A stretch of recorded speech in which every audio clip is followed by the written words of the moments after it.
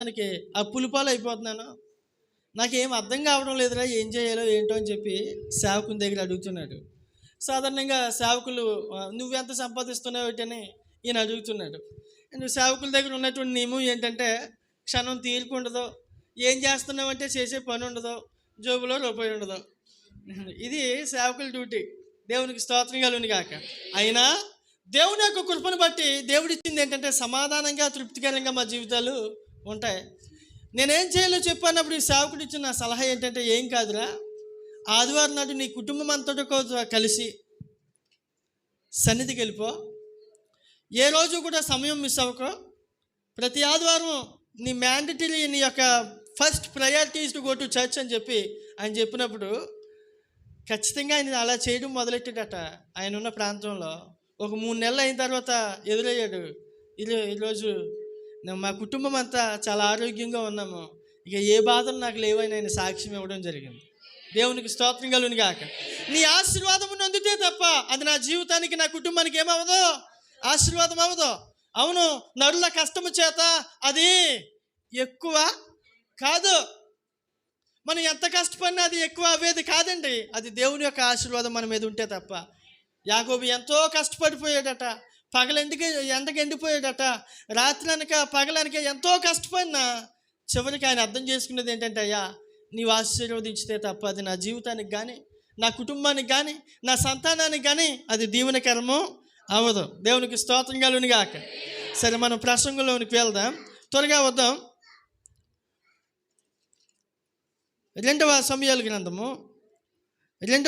గ్రంథము 6వ అధ్యాయము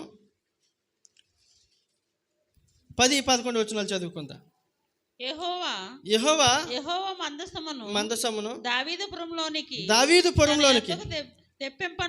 తన యొద్దకు తెప్పింపనొల్లక గిత్తీయుడగు ఓబేదెదోము ఇంటి వరకు తీసుకుని అచ్చట ఉంచెను.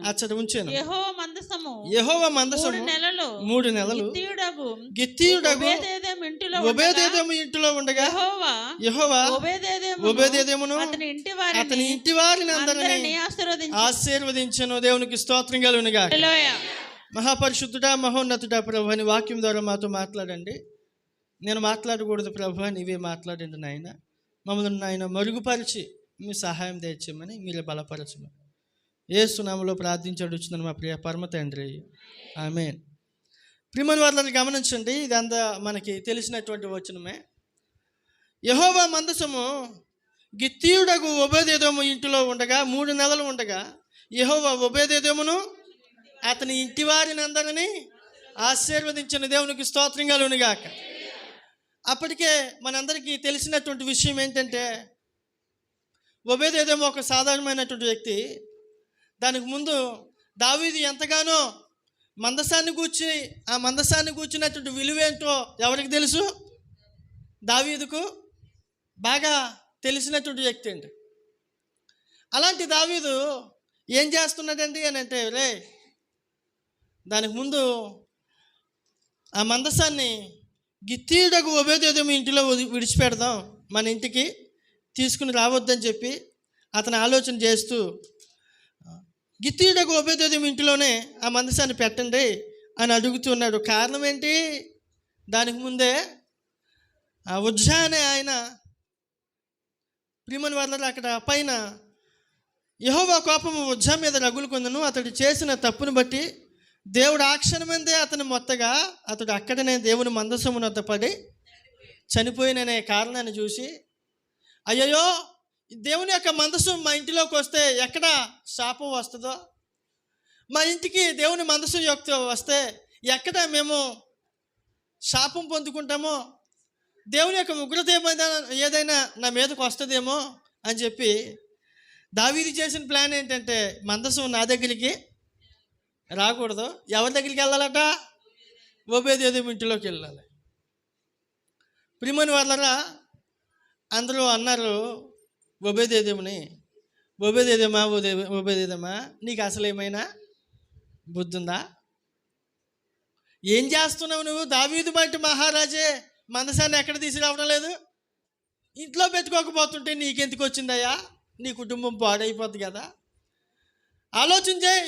దేవుడు ఉజ్జాను ఇలాగా శిక్షించగా నీవెందుకు ఈ ఆలోచన కలిగి ఉన్నావో, ఇలాంటి ఆలోచన నీ మనసులో ఉంటే గనక మానేసుకో.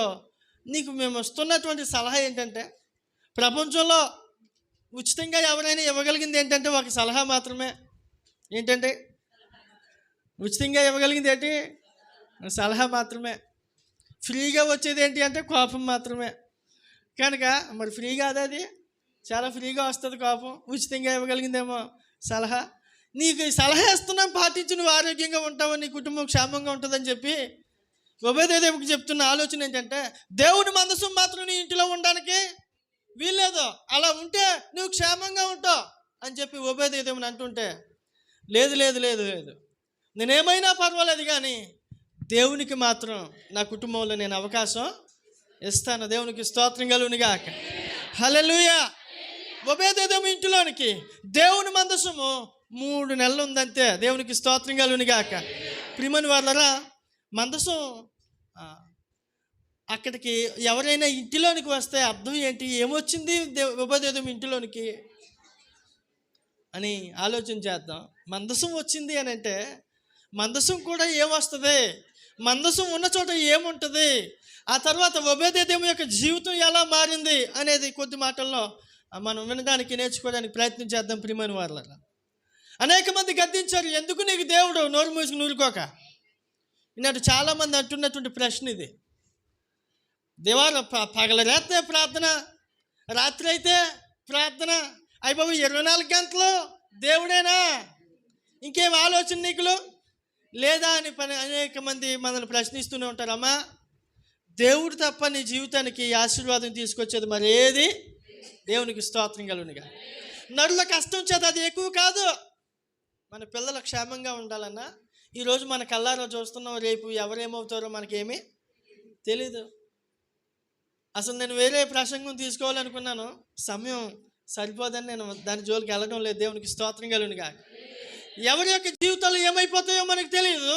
మన పిల్లల్ని మనం ఉండగానే చేయగలిగింది ఏంటంటే దేవుని చేతిలో పెట్టడం తప్ప, మన కుటుంబాన్ని దేవునికి అప్పగించడం తప్ప నీవు నేను చేయగలిగింది ఏది. దేవునికి స్తోత్రం కలుగునుగా. హల్లెలూయా. అదే నేర్చుకున్నాడు ఒబేదెదోము, అదే చేస్తున్నాడు. అయ్యా, వాళ్ళ వేళ చేతిలో పట్టడం కంటే దేవుడి చేతిలో పట్టమే మేలు అని దావీదు అన్నట్లుగా, దేవుడు ఎవరినైనా బాగు చేస్తాడే కానీ పాడు చేయడు.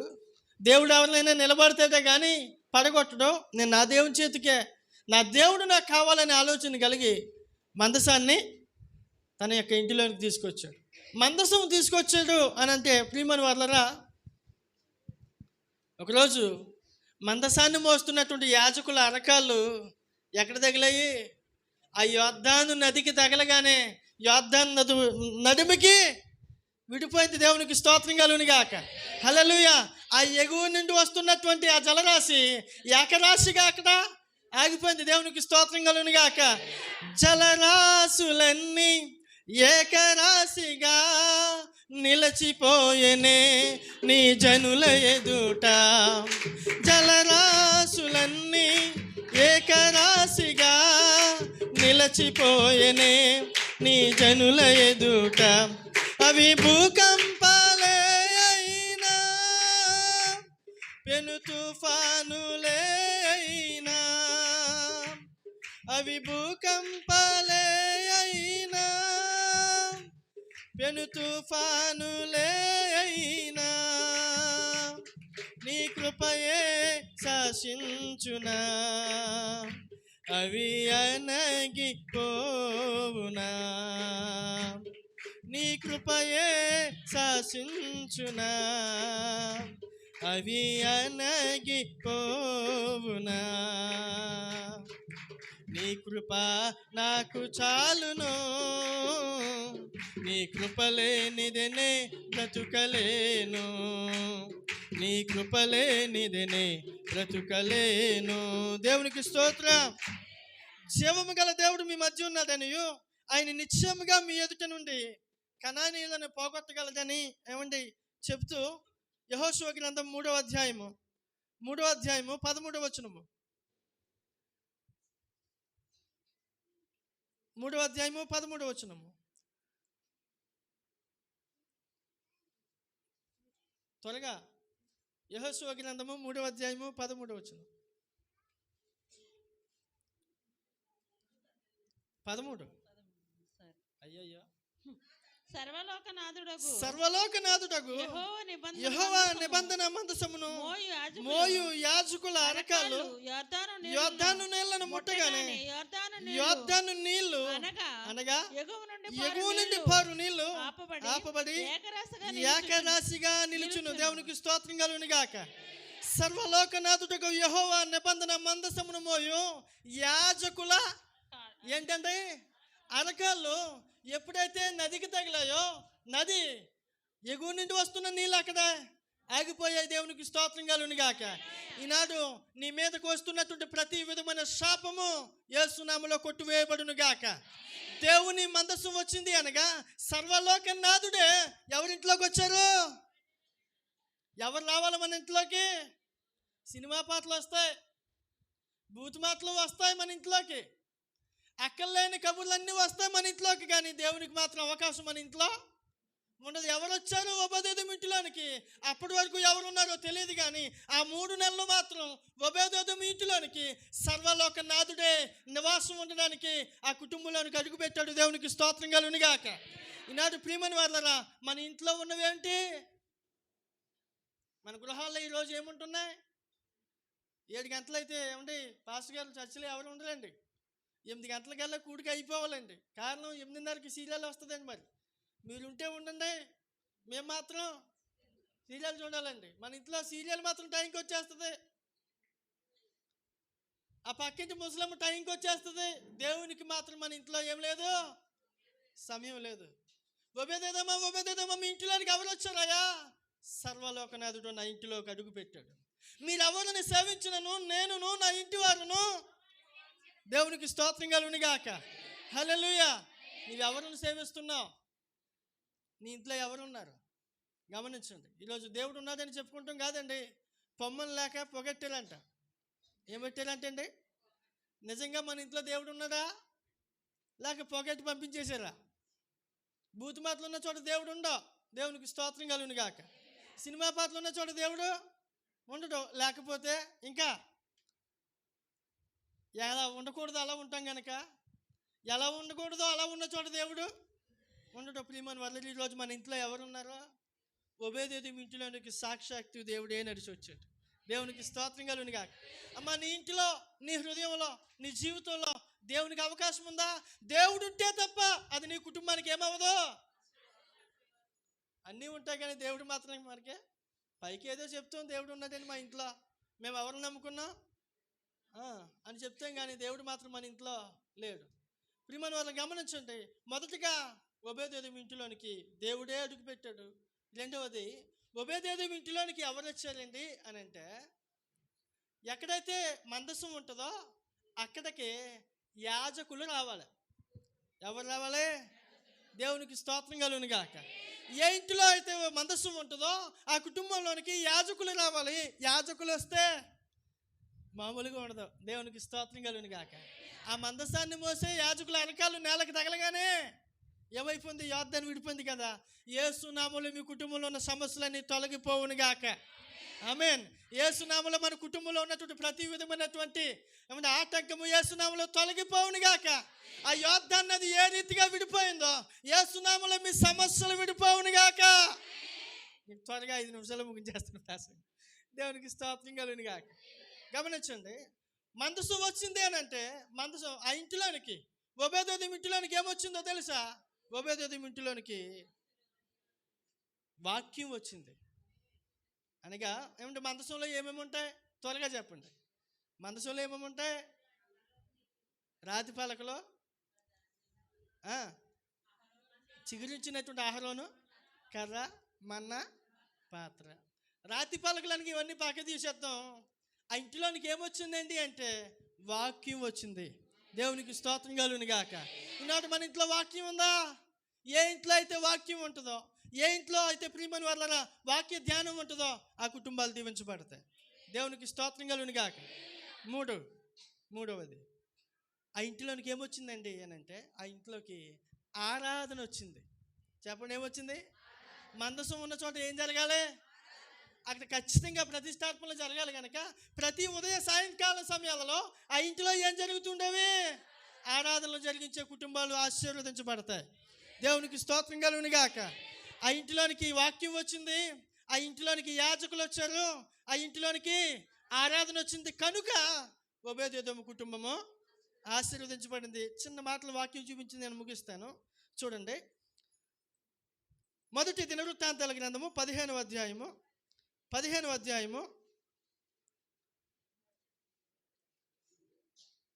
వచనం చదవండి.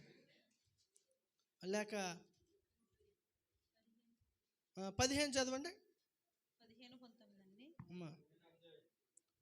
15వ అధ్యాయము అమ్మా 21వ వచనం చదవండి. మరియు మత్తిత్య ఎలీయేహు ప్లేహు మిక్నేయాహు ఒబేదెదోము యెహీయేలు అజజ్యాహు అనువారు రాగమెత్తుటకును సితారాలు వాయించుటకును నిర్ణయింపబడి దేవునికి స్తోత్రం కలుగును గాక. అప్పటి వరకు ఓబేదెదోము ఒక ద్వారపాలకుడు, కానీ ఇప్పుడు ఎక్కడికి వచ్చాడో తెలుసా? సర్వలోకనాథుడకు యెహోవా మందసాన్ని ఆరాధించేటటువంటి ఆరాధన గుంపులోనికి, క్వైర్ టీములోకి ఏమొచ్చిందండి? ఎందుకంటే ప్రమోషన్ వచ్చింది. దేవునికి స్తోత్రం కలుగును గాక. హల్లెలూయా. అదే రీతిగా మొదటి దినవృత్తాంతాల గ్రంథం 26వ అధ్యాయము 4వ వచనం చదవండి. దేవుడు ఓబేదెదోమును ఆశీర్వదించి అతనికి కుమారులను దయచేసి దేవునికి స్తోత్రం కలుగును గాక. ఇప్పటి వరకు ఓబేదెదోముకి ఎవరు లేరు? కుమారులు లేరు. ఎప్పుడైతే దేవుని యొక్క మందసం ఓబేదెదోము ఇంటిలోనికి వచ్చిందో యేసు నామములో కుటుంబానికి ఆశీర్వాదమే కాదు, గుడ్రాలైనటువంటి ఆ కుటుంబానికి దేవుడు కుమారులను దయచేశాడు. దేవునికి స్తోత్రం కలుగును గాక. హల్లెలూయా. చూడండి ప్రియమైన వారలారా, ఆ తర్వాత 6వ వచనం, 26వ అధ్యాయం 6వ వచనం. షమాయాకు కుమారులు పుట్టిరి, వారు పరాక్రమశాలులై ఉండి తమ తండ్రి ఇంటి వారికి దేవునికి స్తోత్రం కలుగును గాక. వీరు ఎవరండి? ఈ ఊర్లోనే మంచి ఎత్తలుగా ఉంటారంట కదా, మంచి పరాక్రమశాలులు అంట కదా. ఎవరు ఏంటి అని అడిగితే ఇంకెవర్రా బాబు, అంత బలంగా ఉండేవారు ఎవరు ఉంటారు? అదిగా ఆ కుటుంబమే. ఏ కుటుంబం రా? ఏ కుటుంబం అది? వారి కుటుంబంలో ఉన్న వారందరూ పరాక్రమవంతులు. దేవునికి స్తోత్రం కలుగును గాక. కారణం ఏంటంటే ఏం లేదురా, వాళ్ళ తాత ఎప్పుడో కానీ ఓబేదెదోము అంట మందసాన్ని చేర్చుకున్నదంట. అందుకని వారి కుటుంబంలో ఉన్న వారందరూ ఆశీర్వదించబడిన వారు పరాక్రమవంతులు. దేవునికి స్తోత్రం కలుగును గాక. ఈరోజు నేను చూడకపోవచ్చేమో కానీ నీవు చేసినటువంటి భక్తి ఖచ్చితంగా నీ కుటుంబానికి ఏం తీసుకొస్తుంది? దేవునికి స్తోత్రం కలుగును గాక. పరాక్రమవంతులైనటువంటి కుమారులను దేవుడు ఓబేదెదోముకి ఇచ్చాడు. ఆ తర్వాత 8వ వచనం చదవండి. 7 చదవండి. 7 షమాయా కుమారులు వత్ని, రెఫాయేలు, ఒబేదెదు, ఎల్జాబాదు చదవండి. బలార్జులైన అతని సహోదరులు. ఎలాంటి వారు అంటే వీళ్ళు చాలండి. ఎలాంటి వారు? ఓబేదెదోము యొక్క సంతానం ఎలా మారిపోయింది? ఆ ప్రాంతంలో అంత ఎత్తు ఉండి అంత బలంగా ఉన్న వాళ్ళకి ఎవరు లేరు. వీళ్ళు ఎంత బలంగా ఉండడానికి కారణం ఏంటంటే వారి కుటుంబంలో ఏమొచ్చింది? దేవునికి స్తోత్రం కలుగును గాక. హల్లెలూయా. 8వ వచనం చదువుకుని ముగించుకుందాం. ఓబేదెదోము కుమారులైన వీరును వీరు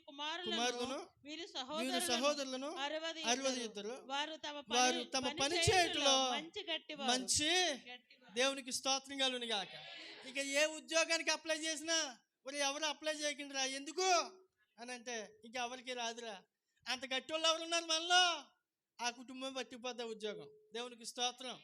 ఆ ఆశీర్వాదం ఏదో ఆ కుటుంబమే పట్టిపోద్ది. కారణం ఏంటంటే వారి కుటుంబం 3 నెలలంట ఏం చేర్చుకుంది? మందసం చేర్చుకుంది కనుక ఓబేదెదోము కుటుంబము ఖచ్చితంగా ఆశీర్వదించబడిన కుటుంబం. దేవునికి స్తోత్రం కలుగును గాక. గిత్తీయుడని ఓబేదెదోము ఇంటిలో 3 నెలలు మందసం ఉండగా ఆ రీతిగా ఓబేదెదోము కుటుంబాన్ని అతని ఇంటి వారిని అందరినీ దేవుడు ఆశీర్వదిస్తే మనల్ని ఆశీర్వదించడా? మనల్ని ఎంత ఖచ్చితంగా ఆశీర్వదిస్తాం. అయ్యా నీవు ఆశీర్వదించితే తప్ప అది ఏమవ్వదు, మనకే ఆశీర్వాదం అవ్వదు. నువ్వు ఎంత కష్టపడు, ఎంత కన్నీళ్ళు వచ్చేది ఆశీర్వాదం అవ్వదు. దేవుని పాదాలు పట్టుకుంటే తప్ప. ఒబేదేదేమో చేసిన పని అదే.